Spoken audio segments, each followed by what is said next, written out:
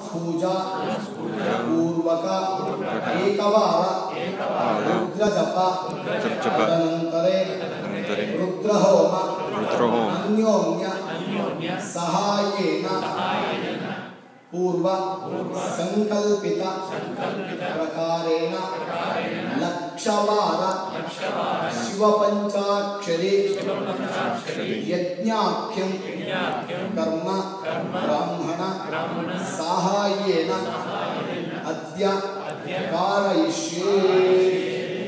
नमो गणेभ्यो गणपतिभ्यश्च नमो नमो विरूपेभ्यो विश्वरूपेभ्यश्च नमो नमो महद्भ्यः शुल्लकेभ्यश्च नमो नमो रथिभ्यो रथेभ्यश्च नमो नमो रथेभ्यो रथपतिभ्यश्च नमो नमः सेनाभ्यः सेनानिभ्यः।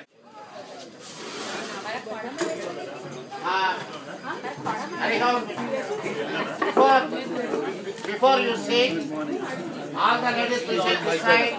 Nandrate gotrotvam syachitta nakshatre subramanyam sharmana pararvaso nakshatre Sri Vidyaramyah Pushyami nakshatre Gauri Ramyah Kaushika gotrotvam sya Revati nakshatre Rohit namadesya Swati nakshatre Vaishnavi Ramyah Angirasa gotrotvam sya Shivanath Tandan namadesya nakshatre Asmavati Ramyah Shamana nakshatre Santosh namadesya Vijaman Siddhanambhanam Kshematse Vijavirya Ayurarogyabhagyada Satyatvam Pradana Homam Karishye. Om Chaturmasya Namaha Om Niroda Vishwandratmane Namika Namaha Om Jyotishtomatmane Ganestika Namaha Om Sarvakratmane Karatalagara Pushta Namaha Sapalini Agdevo Virohidaha Utainam Gopavadrushannadrashannadaha Yaha Utainam Vishwabhutani Sadrishto Mrayatu Naswaha Om Namo Sunilagdevaya Sahasrakshaya Medushe Ato Yenasya Sakvano Hamvebhyo Karannamaswaha Namo Varmine Chavalotane Swaha Om Namo Bilmine Chakavachane Swaha Om Namah Shivaya Shrudasenaya Swaha Achidikantara Shirvadakshamanika Deshaguntasmayodane Vasanmani Dharmasiswaha Om Nilagdeva Shidikantadivagam Rudramavashvaha Deshaguntasmayodane Vasanmani Dharmasiswaha Ekam Katyamevajasya Prasavasya Vajasya Kradustasavasya Bhottadavyajnayasya Anjayanasya Anjabhavanasya Bhavanasya Nivarisya Swaha Adhina Vishnubhyamidam Namama.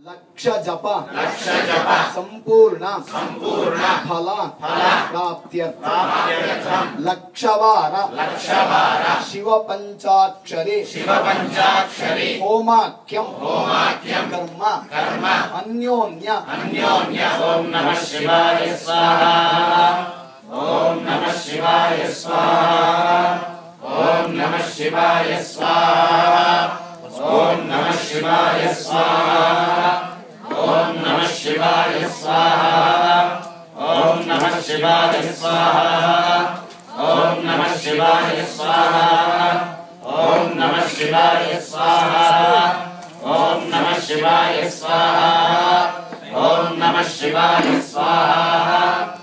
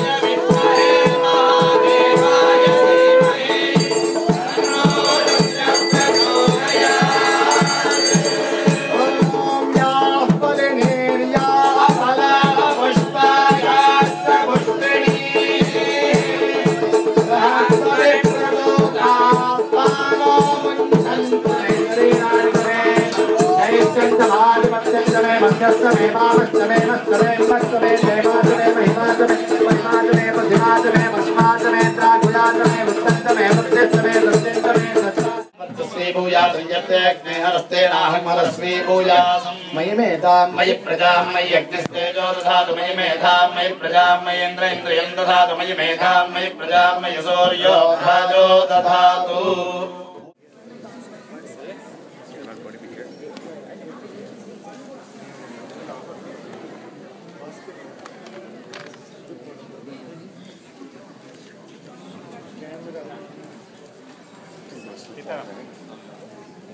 Yeah, I'll come. I'll come back.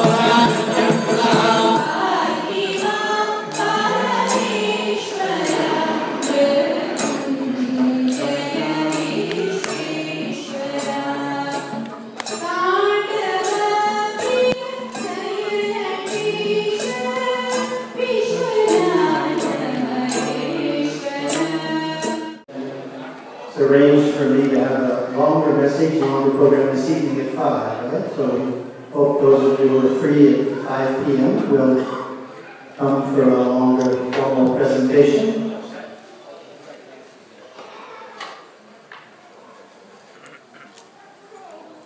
When people ask me where I'm from, I say we have the hardship duty of living in Hawaii.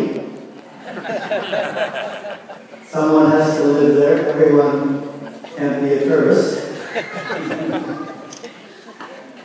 So we have a nice video introduction as part of our presentation tonight. It's a 90-second video introduction to our monastery in Hawaii and profession done. One of the disciplines our Guru gave us back in 1973 was a very interesting one. He brought a large Nataraja Murti from Delhi to our monastery in Hawaii and established a temple. And then he said the monks will conduct 24-hour-a-day pujas in the temple. 24 hours a day. How do we do that? We take turns every 3 hours. So midnight, someone comes on, 3 a.m., 6 a.m., 9 a.m., so forth, throughout the day, every day. So you can imagine that has to be our priority. If you have an odd schedule, you have to adjust your whole life around it to be able to get up at midnight. So the vigil starts with the puja, you do meditation, scriptural reading, and so forth to fill in the 3 hours, depending on the time of day. What this has provided is the opportunity for the monks themselves to learn to do the temple puja, called the Parartha puja. Of course, we only do it in our own temple. We don't do it in a temple such as this. We're not trained to do it outside of our own premises. But it gives us a good sense of the puja. And we've noticed that the strength of a ceremony depends on 3 factors. Would you like to know what they are? 3 factors.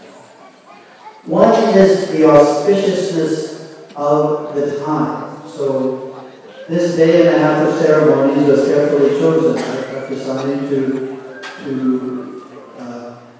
fit in, to agree with what would be auspicious for the worship of Shiva. So notice we're stopping today, but tomorrow is Ashtami, right? So we're stopping before Ashtami. We had our ceremony on Shashti and Saptami, and we stopped before Ashtami. So the auspiciousness of the time is important. The priests performing the ceremony, how many there are, how much effort they put into the ceremony. So our priests here are really good, right? They put a lot of effort in, so can we give them a round of applause?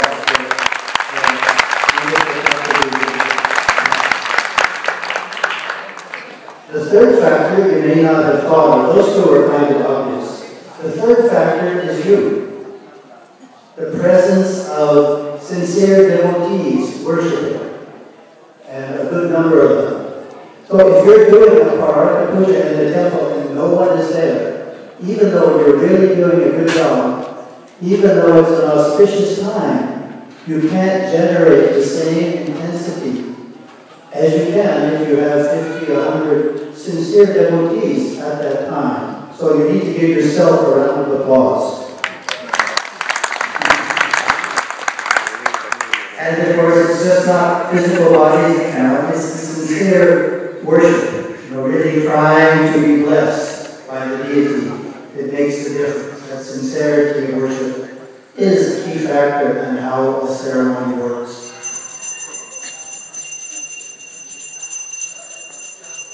The greatest challenge all adult Hindus in the U.S. face is trying to explain Hinduism to the younger generation.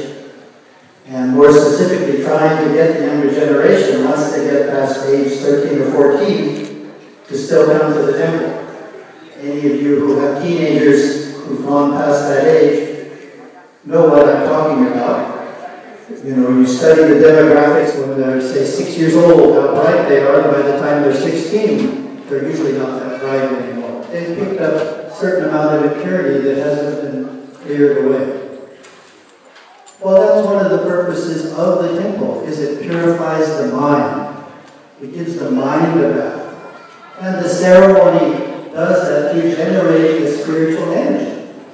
The energy comes through the Homa fire, comes through the murti, blesses us if we're open to it.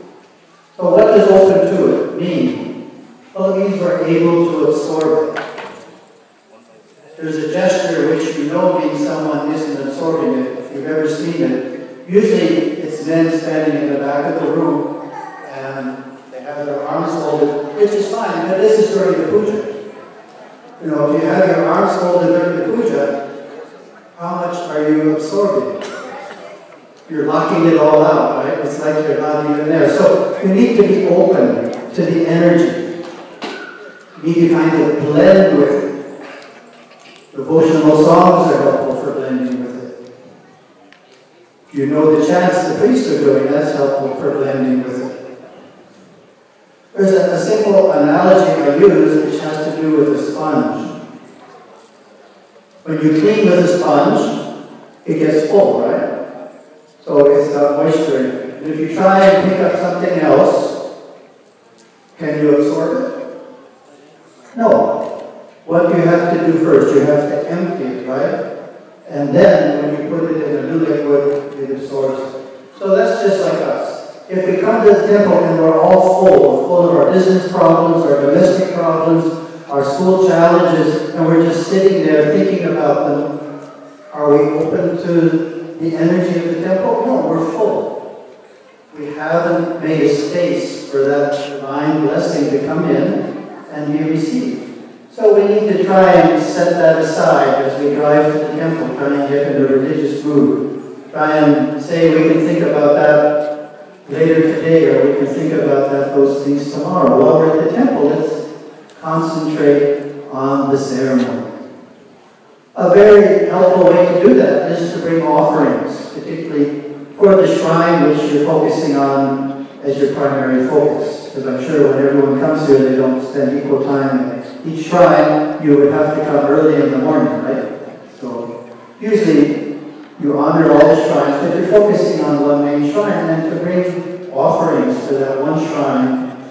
And one of the best offerings to bring is a garland that you've made yourself.